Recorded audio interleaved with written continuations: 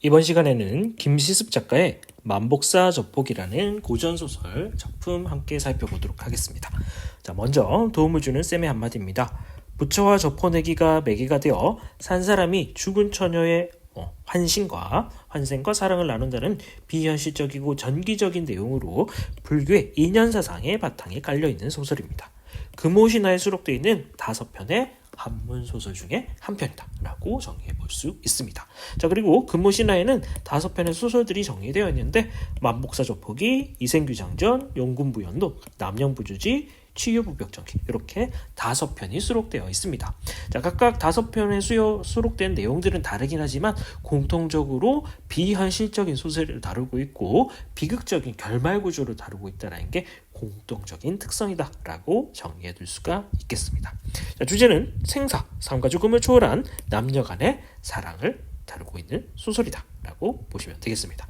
자, 내용 살펴보면 전라도 남원에 양시성을 가진 서생, 선비가 있었다. 그래서 양생이라고 부릅니다. 그는 일찍이 부모님의 이른 데다가 아직 장가를 들지 못한 채 그래서 요거와 관련된 사자성어는 혈혈당신 또는 사공지수라는 사자성어가 있습니다. 함께 정리해 두시고 만복사의 동쪽 방에 혼자 살았다. 방 밖에는 배나무 한 그루가 있었는데 봄이 되어서 꽃이 활짝 피었다. 마치 옥으로 된 나무에 은조각이 쌓여 있는 것 같았다. 이 은조각은 꽃잎을 얘기하겠죠.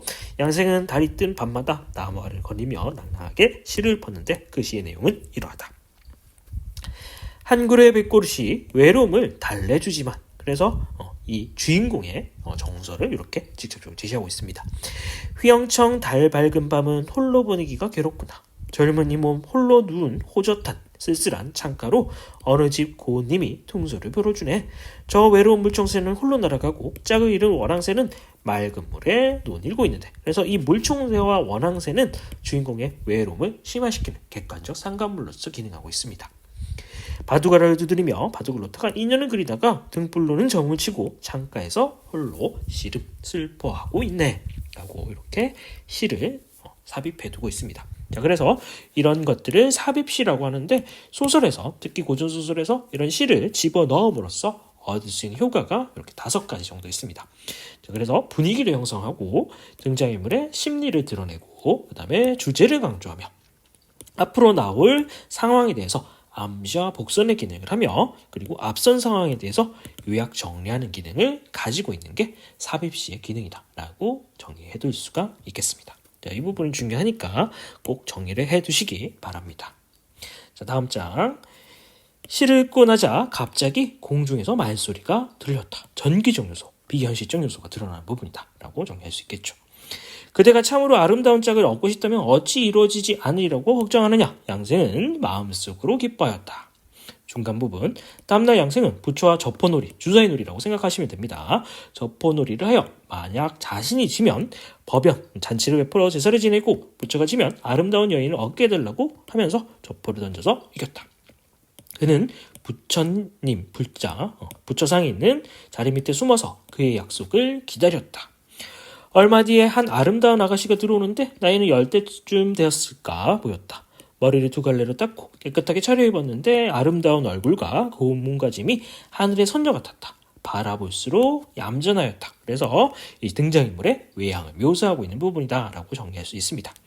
그 여인은 기름병을 가지고 와서 등장인의 기름을 따라 넣은 다음에 향을 꽂았다. 3번 절하고 꿇어앉아 슬프게 탄식하였다.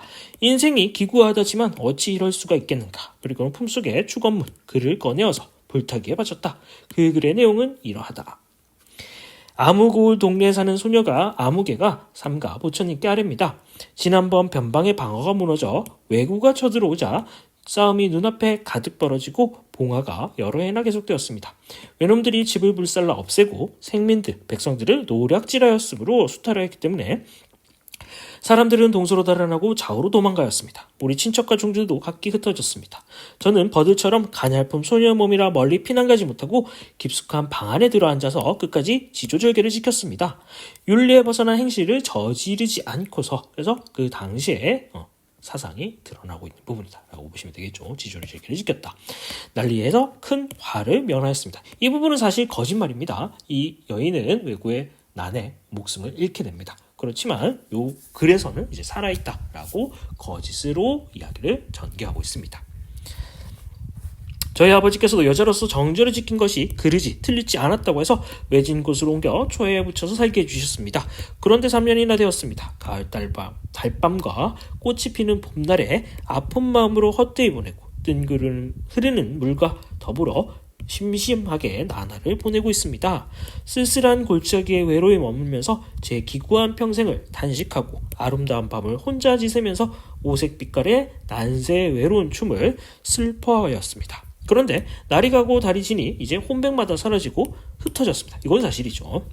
여름날이 기나긴 겨울밤에도 간담이 찢어지고 창자가 찢어집니다. 오직 부처님께 비오니 이 몸을 가엾게 여기셔 각별히 돌보아 주소서. 사람의 생애는 미리 정해져 있고 업보는 피할 수 없습니다. 저에게 주어진 운명에도 인연이 있을 것이니 일찍 배필을 얻어 즐기도록 해주십시오. 그러니까 글의 목적은 이겁니다. 남자친구를 소개해달라고 정리하시면 되겠죠. 이토록 지극한 기도를 내버려 두지 마시옵소서라고 여기 과거 상황을 요약적으로 제시하고 있는 부분이다 라고 정리해 두시면 되겠습니다. 자, 그 다음 여인은 글을 마친 후 여러 번 소리내어서 울었다. 양생은 불자 틈으로 여인의 얼굴을 보고 마음을 걷잡을 수 없었기 때문에 갑자기 뛰쳐나가서 말했다. 조금 전에 글을 올린 건 무슨 일 때문이시죠? 그는 여인의 부처님께 올린 글을 보고 얼굴에 기쁨이 흘러넘쳐 말하였다. 왜? 이제 여자를 소개받을 수 있게 되었다라고 생각했기 때문이겠죠. 아가씨는 어떤 사람에게 혼자 여기 왔습니까?